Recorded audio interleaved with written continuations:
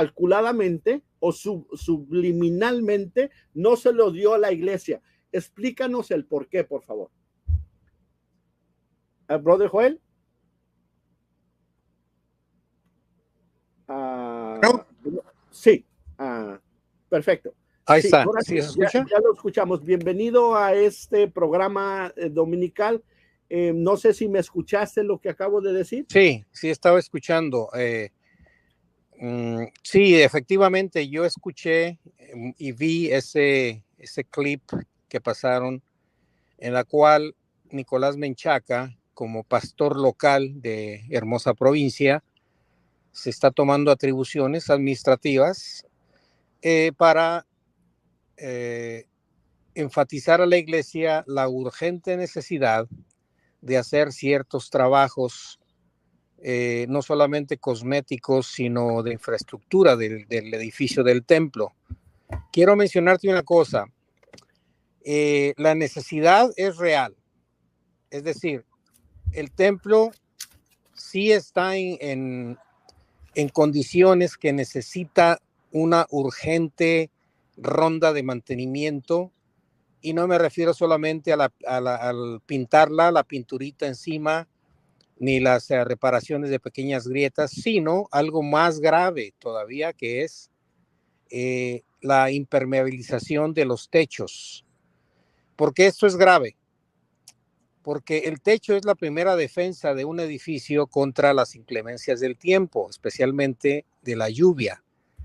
Si la lluvia penetra la capa exterior, lo que acá se le llama el rain screen, o lo que detiene a los elementos de entrar a la estructura, se va a filtrar hacia la estructura secundaria.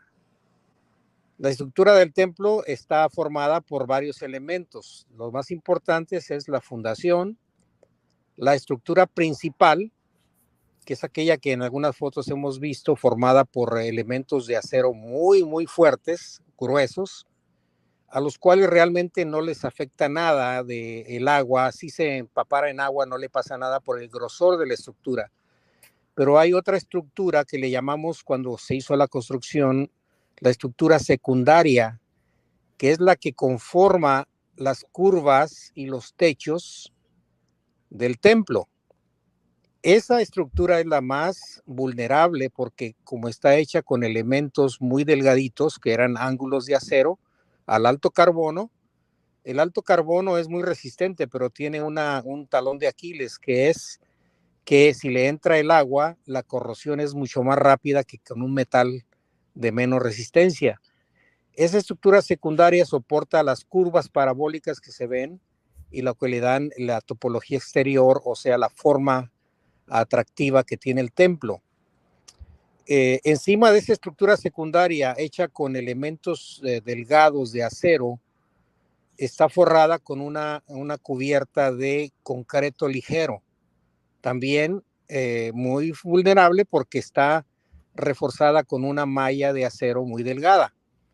Ahora, ¿por qué es importante proteger la entrada del agua a esa estructura secundaria? Porque si se penetra a las uniones electrosoldadas y las corroe, van a acabar con que se les va a desplomar partes del techo.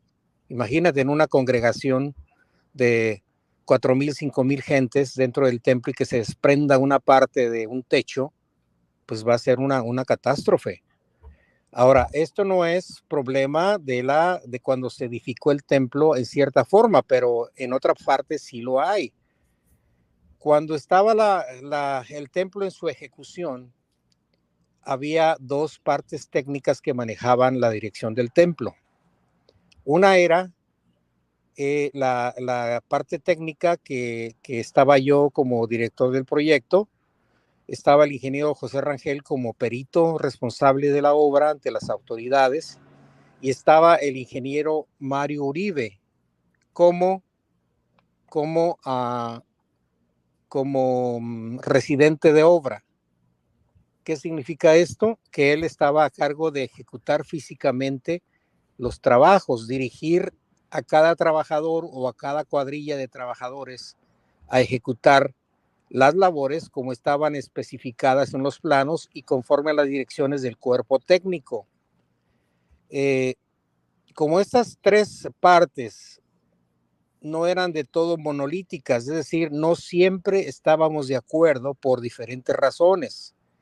Una, porque había una influencia muy directa en la ejecución del proyecto físicamente, en la dirección de hermanos. Estoy en teléfono. Ahorita un ratito más. Disculpa, alguien me interrumpió aquí. No. Sí, estaban esas tres facciones, pero había una facción más todavía poderosa dentro de la construcción del templo, que era la caseta de control, que era dirigida por un pastor en turno, que básicamente cada mes se asignaba uno diferente, y obviamente cada pastor que llegaba a dirigir la caseta con la autoridad, entre comillas, apostólica, pues se tomaba las atribuciones más altas, puesto que querían dirigir el proyecto por sí mismos, aunque no tuvieran la capacidad técnica. Me refiero a los pastores, como voy a mencionar algunos nombres: el pastor Daniel Núñez, el pastor Joaquín Chic, el pastor Alfonso Herrera, los que estuvieron ahí a cargo de la construcción durante el tiempo, el pastor, bueno, hubo muchos ahí que pasaron por la caseta y cada uno traía una agenda, que era mostrarle a Samuel Joaquín el mayor avance posible durante su tiempo en la caseta. ¿Qué implicaba esto? Que como ellos tenían la autoridad máxima para ordenar a los trabajadores y directamente al ingeniero Mario Uribe, pues ellos dirigían y manipulaban la ejecución de las obras a su conveniencia.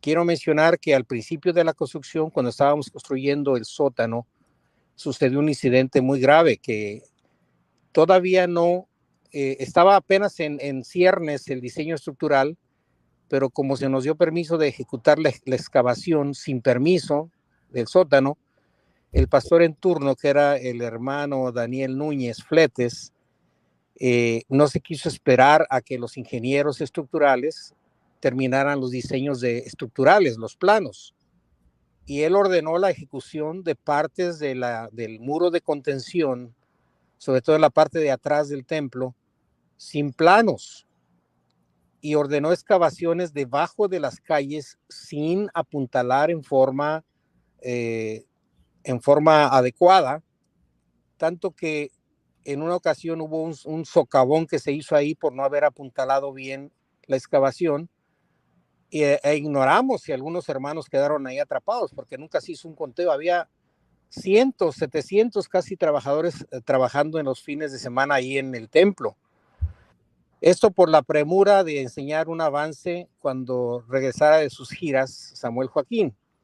Bueno, esto lo estoy mencionando por lo siguiente: aunque había especificaciones precisas de cómo ejecutar la impermeabilización de las losetas de arriba de la estructura secundaria, no siempre se siguieron las instrucciones del cuerpo técnico, sino que la residencia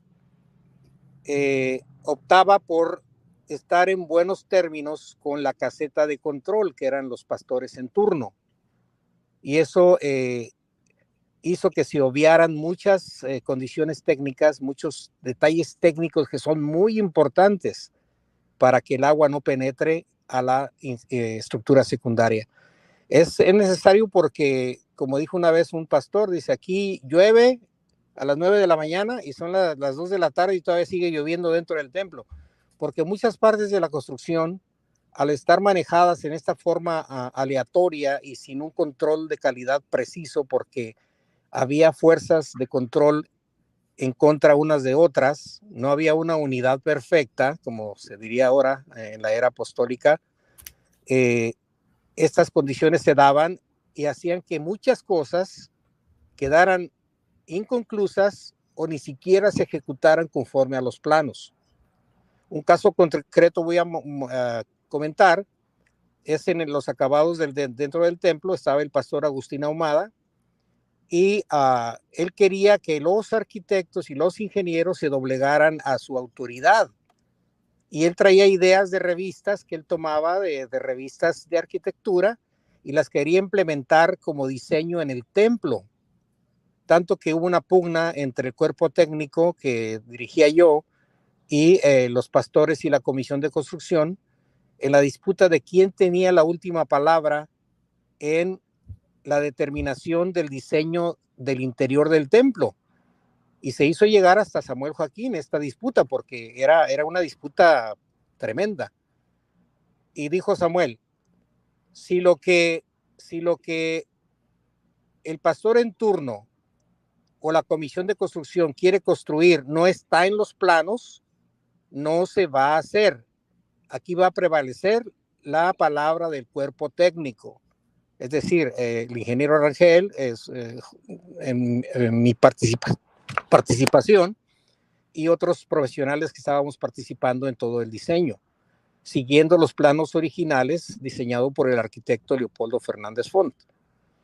Esto, como te digo, resultó en esas disputas, resultaron en que no hay una consistencia de calidad en toda la ejecución de la obra, que resultó en muchas, en que los techos son porosos, porque no tienen, acá en Estados Unidos se le llaman flashings, que son piezas de metal que van empalmadas en forma traslape para que la ruta del agua siempre sea hacia los lugares adecuados, no en forma que la naturaleza busca el camino más corto. Y si el camino más corto para el agua de la lluvia es un agujero en la estructura, por ahí se va a ir. No importa si inunda un cuarto adentro o si pudre los elementos estructurales. Bueno, esto lo traigo a colación porque eso es lo que está sucediendo. Sí necesita una impermeabilización. Ahora, ¿cómo se está manejando esa situación? Es otro, como dicen, es harina de otro costal. Yo creo que en este caso los directores están aprovechando el momento para llevar agua a su molino.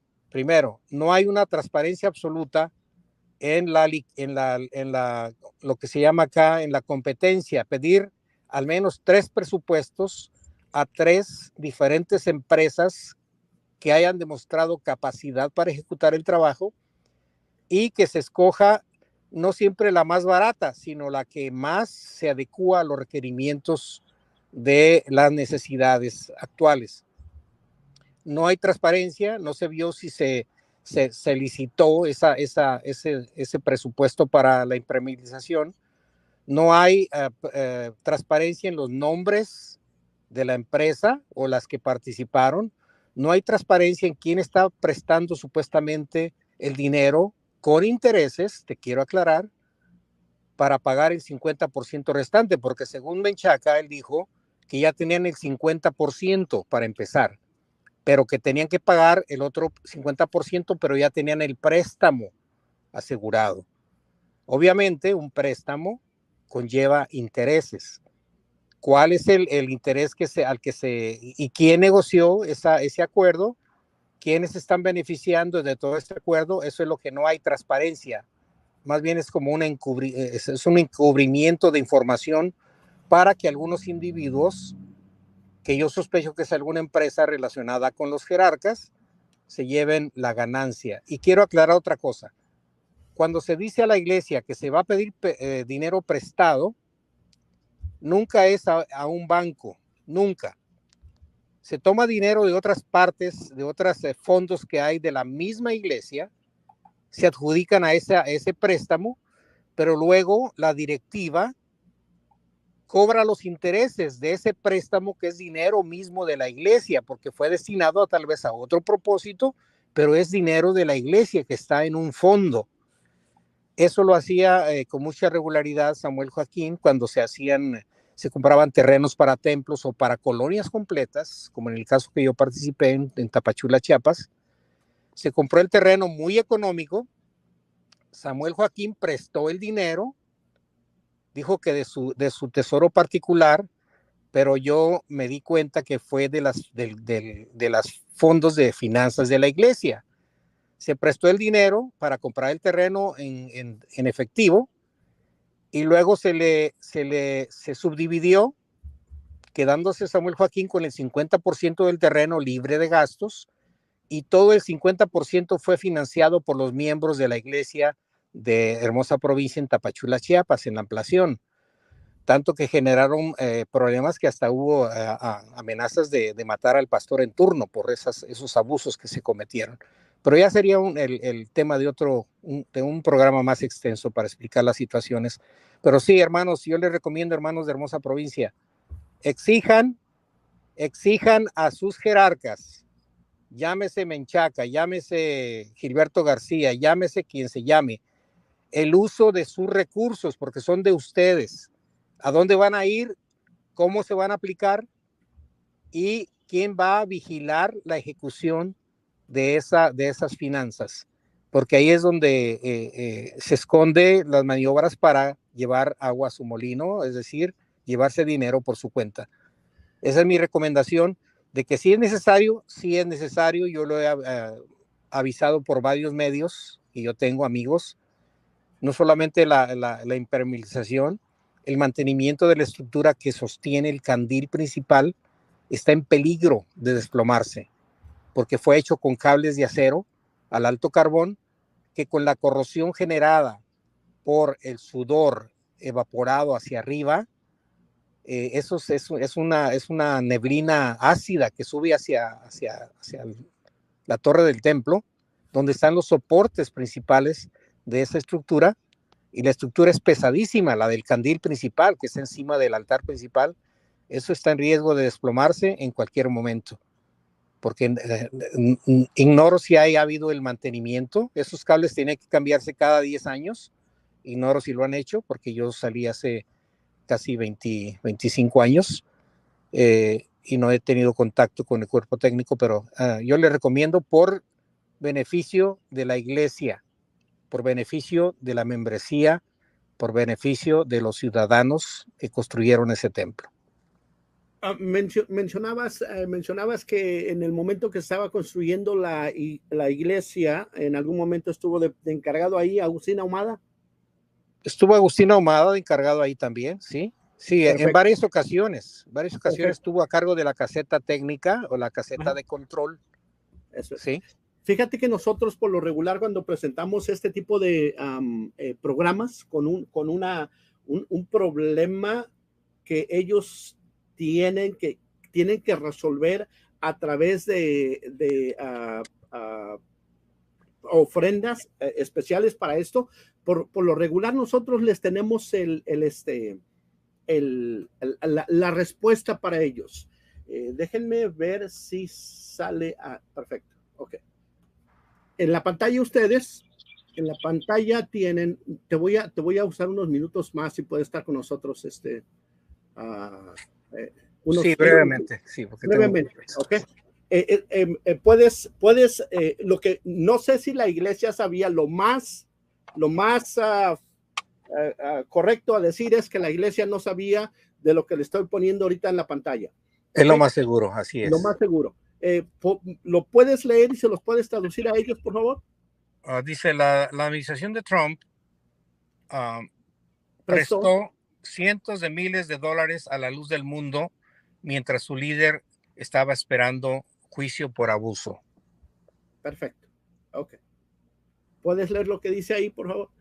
Estoy en mi teléfono, me cuesta trabajo leerlo. Ajá. Ok, dice, voy a traducirlo lo mejor que pueda. Yo sé que en la audiencia hay muchas personas que hablan los dos idiomas. Dice, el gobierno de Trump, se me atora a mí. Dice, el gobierno de Trump granted last June a subsidy of between $350,000 and $1 million to la luz del mundo. Que en el tiempo de, vamos a quitar el nombre del presidente, porque esta nota no está completamente correcta. Quien empezó a dar el subsidio a la gente o empezó a ayudar a la gente fue Biden. En cuanto tomó la presidencia, él fue el que autorizó para que la gente se le ayudara con cierto subsidio una vez que estaba la pandemia. Entonces dice que a la luz del mundo se le dieron entre 350,000 y $1 millón. Dice, according to the data from the United States Department of Treasury, compiled by CNN and by ProPublica. The religious organization founded in Mexico is going through a critical moment for its image since its leader, Nason Joaquin Garcia, was detained more than a year ago in California, charged with 36 criminal charges, including rape. Y aquí más adelante dice lo siguiente, okay? The money and forgivable loan is part of the aid, and Trump was distributed to the stimulate consumption and all alleviate the economic impact of the pandemic among small and medium-sized companies known as Paycheck Protection Program. It is a program that included a stimuli for more than $669 million, and it's being pointed out as client is measured because the check printed with the president's name just as a county. Quiero llegar al nombre donde está aquí perfectamente. Aquí lo tienen ustedes en pantalla.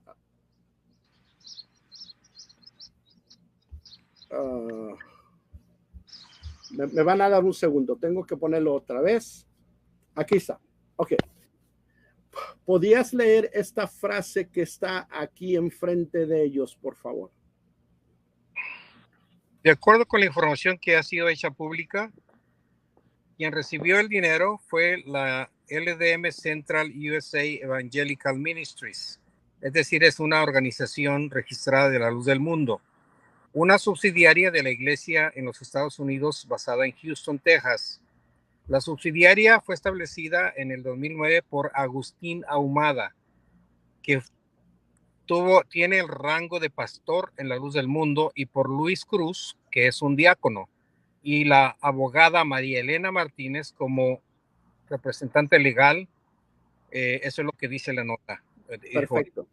Entonces, este $1 millón que obtuvo Agustín Ahumada a través del subsidio cuando él estuvo en Texas, posiblemente de ese $1 millón Agustín Ahumada le puede donar a la iglesia de la provincia lo que ellos necesitan para reconstruir lo que tú en términos de tu profesión les acabas de explicar a ellos, en vez de exprimir a los hermanos de banca. Déjame, te voy a poner otro préstamo en pantalla donde Agustín Ahumada fue otro subsidio que agarró de $361,000. Déjame, aquí lo tengo, me van a... Sí, mira, mientras lo encuentras quiero comentar esto. Eso no es una sorpresa, porque los jerarcas de la Luz del Mundo siempre están buscando coyunturas en las cuales sacar provecho, y no es para la iglesia, sino para la jerarquía alta, entre comillas, la familia Joaquín, y más todavía dentro al líder en turno. Durante la pandemia efectivamente hubo pequeños negocios o empresas aún muy grandes que estaban teniendo problemas para mantener su gente trabajando, y esos préstamos no tenías que pagarlos de regreso, eran perdonables. Y yo estaba seguro, sin haber leído ninguna nota, que la Luz del Mundo estaba tomando ventaja de esta coyuntura del gobierno federal, porque es parte de su naturaleza, de los jerarcas. Si explotan a sus mismos miembros, no me sorprendió que hayan explotado al gobierno federal, definitivamente. Correcto. En la pantalla, Joel, tengo la otra nota que me la habían mandado. Yo tengo como 6 o 7 meses con esta información. En cuanto abrí el canal, me empezaron a mandar información. Estas notas o estos correos electrónicos se lo voy a agradecer a una persona muy, muy, muy eficiente, que en algún momento, ella sabe quién es, nos mandó esta información. En la pantalla tienes tú otro préstamo que adquirió Agustín Ahumada. ¿Se los puedes leer, por favor? Sí, dice LDM Central USA Evangelical Ministries, la organización registrada de la Luz del Mundo en los Estados Unidos. en una parte, porque hay varias. Dice, préstamo, monto del préstamo $461,250. ¿A dónde van a dónde van a ir? Si lo regresas tantito para ver cómo decía, perdón, ahí dice. ¿A dónde van a ir ese dinero? Dijeron los aplicantes. Al payroll. Me voy a reír como de un cierto personaje que no quiero mencionar su nombre. Payroll. ¿Cuál payroll? Se dice que la luz del mundo no tiene payroll, no tiene asalariados, no tiene gente que les paga. Y somos testigos porque la mayoría de los servicios que se dan en la luz del mundo son voluntarios. Secretarias, afanadores, janitors, mantenimiento, construcción, todo es voluntario. ¿Cuál payroll? Yo estoy seguro que ya ahorita están fabricando recibos, están fabricando nóminas, porque de seguro el IRS va a ir detrás de ellos, porque andan investigando a muchos fraudes, a mucha gente fraudulenta que tomó ventaja de la coyuntura durante la pandemia. Sí, nosotros nos vamos a asegurar de que reciban esta nota.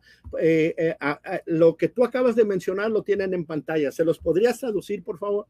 Dice, la lógica de incluir organizaciones religiosas en el programa de dádivas prácticamente está basado en los problemas financieros que las iglesias están yendo durante la cuarentena. Para este préstamo particular, el propósito es preservar 48 trabajos dentro de la luz del mundo con dinero pagado para JP Morgan Chase Bank. En contra aún del hecho de que la iglesia asegura que tiene una presencia en 60 países y 5 millones de afiliados fieles que siempre, este es entre comillas, que siempre clavaron que nunca habían perdido ni uno solo, y ha calificado como uno de los miles de pequeñas y medias compañías y organizaciones religiosas que se han beneficiado. Otra risa, una carcajada abierta. Todo el tiempo de la pandemia, la iglesia aseguró que no había mermado ni un solo miembro, ni la asistencia. ¿Cuál fue el problema que tenían para no pagar las supuestas nóminas? En primer lugar, no hay tales nóminas, no hubo tal necesidad. Entonces, la pregunta que se deben de hacer los hermanos es, ¿dónde está ese dinero? ¿A dónde se fue? ¿Quién lo tiene? ¿Quién lo controla? Correcto. Podemos adherir a esto, Joel, que durante toda la pandemia los hermanos que no iban a la iglesia, lógicamente porque estábamos en medio de la pandemia, ellos aplicaron para, ¿cómo se dice? El subsidio, ¿cómo se llama? Cuando dejas de trabajar y aplicas para para desempleo. Para desempleo. Y aparte del desempleo, el mismo gobierno te estaba dando cierta cantidad extra para que te pudieras mantener durante la pandemia.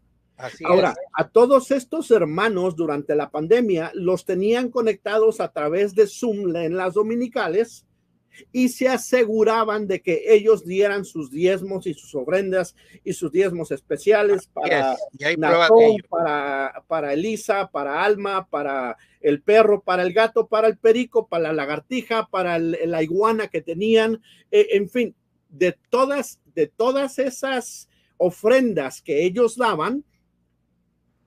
Encima de eso, le piden al gobierno estas cantidades, ya estás hablando de cantidades millonarias de subsidio para que ellos, y estás viendo aquí uno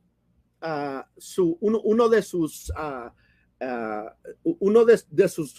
¿cómo se? Requisitos o condiciones, dice que para preservar 48 trabajos. Sí, 48 millones de trabajo dentro de la luz del mundo. Explícame, ¿qué tipo de trabajos cuando la iglesia está vacía?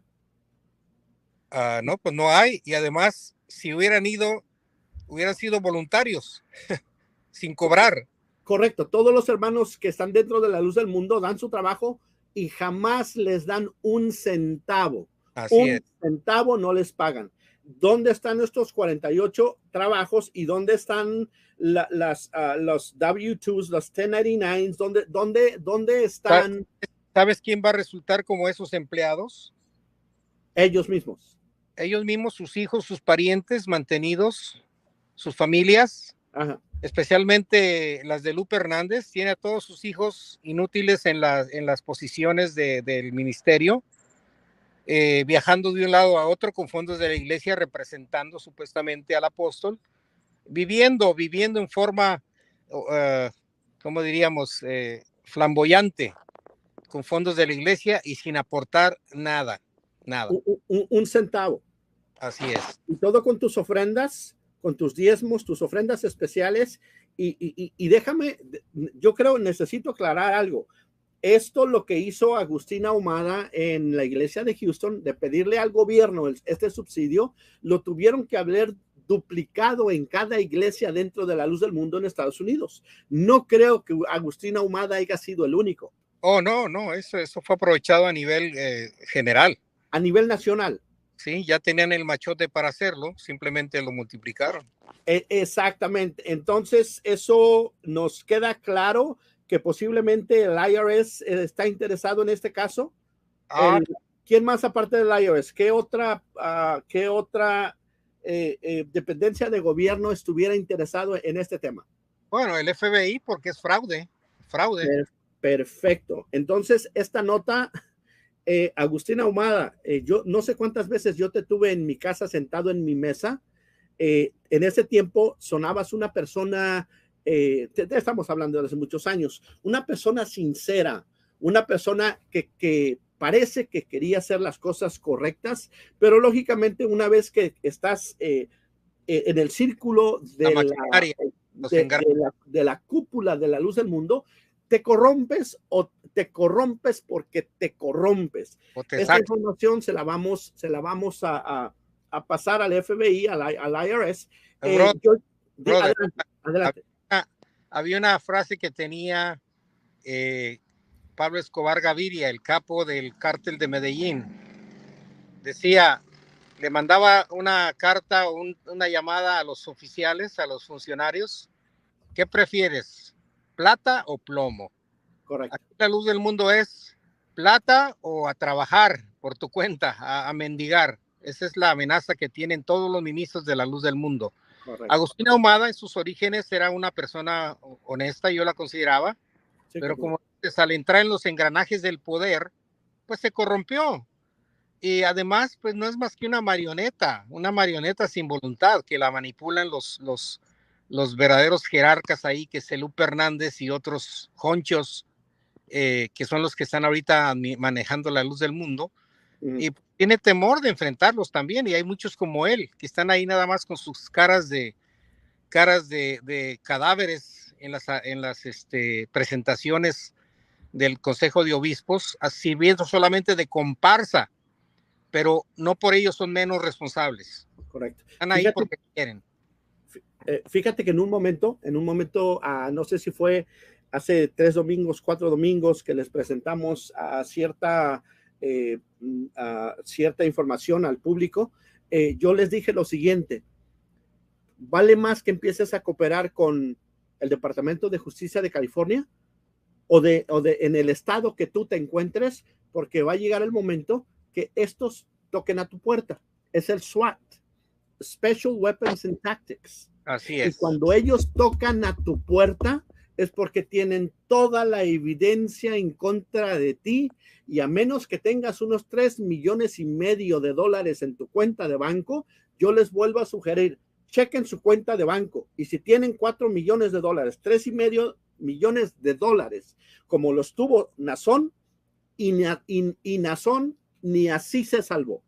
Entonces, si tú no tienes esa cantidad de dinero en tu cuenta, yo personalmente, yo le llamaría a la dependencia correspondiente, y yo mismo les daría la evidencia, aquí está, y quiero que me den inmunidad. Eso quiere decir, les estoy dando toda esta información a cambio de que no me pongan cargos criminales a mí, porque de que van a venir por ti, Agustín Ahumada, van a venir por ti. Esto lo que tú hiciste, esto es un fraude al gobierno federal. Lo que tú hiciste, Agustín Ahumada, es un fraude al gobierno federal. Y Así si es. tú en Estados Unidos, sabes que iba a decir una mala palabra, mano, pero me la voy a reservar. No, ponle la canción de Bad Boy, What You Gonna Do. De fondo. When they come for you. Como que ellos están en un comfortable, en un lugar confortable, que piensan que no les va a pasar nada si supieran lo que nosotros sabemos. Cuando yo te digo que te van a llegar a tocar la puerta, estas personas o este departamento de gobierno te van a llegar a tocar la puerta. No sé si en algún momento cuando él pidió este préstamo, que es entre comillas, es non-forgivable, o ¿cómo se dice? Non-payable, ¿cómo se dice? No, que no se tiene que pagar de regreso. Que no lo tienes que pagar al gobierno. Yo ya vi un documental donde han metido a la cárcel Joel Silva. Sí. Pero cantidad de personas por haber cometido el fraude que tú tienes en la pantalla, hecho por Agustín Ahumada, y te lo está, publicó. Déjame ver quién fue que te lo publicó. Search every company approved. En la otra se los puse. ¿Quién publicó? Esto se publicó a nivel, no sé si fue a nivel estatal, en el estado de Texas. Aquí está, mira, en PP, no sé qué es. Es una Trump Administration Loan, pero ya les acabo de dar a ustedes en pantalla, les acabo de poner un préstamo que lo pidió Agustín Ahumada, de la cantidad de $360,000 a $1 millón. Esa cantidad no la sabemos. Y esta que está en $461,250. Yo al gobierno federal o estatal no podrías tocarle un penny a Joel Silva. A Al Capone no lo pudieron agarrar por todos los asesinatos que él cometió y mandó a matar, pero sí sabes cómo lo agarraron, ¿verdad? Sí, por evasión de impuestos. Por evasión de impuestos. No te metas con el dinero del gobierno porque te van a, por 3 pennies, te hacen un audit. Un audit.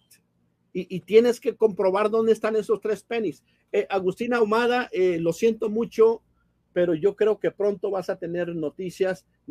Ojalá puedas dormir esta noche. Hay muchas formas de dormir. Está una botella de tequila, hay pastillas, no sé, hay muchos. Adelante, Joel, por favor. Mira, solamente pues me tengo que despedir porque estaba aquí en un evento, me salí. Sí, cómo no. Pero sí, la recomendación es esa a los hermanos, que ya dejen de ser manipulados por las mentiras de los jerarcas. Verifiquen. Dice un dicho ruso, dobre novria o algo así. Confía, pero verifica siempre que lo que te dicen es verdad, pero sobre todo cuando afecta tus intereses económicos y más que nada cuando afecta la salvación, tu salvación. Ese es mi consejo a los hermanos.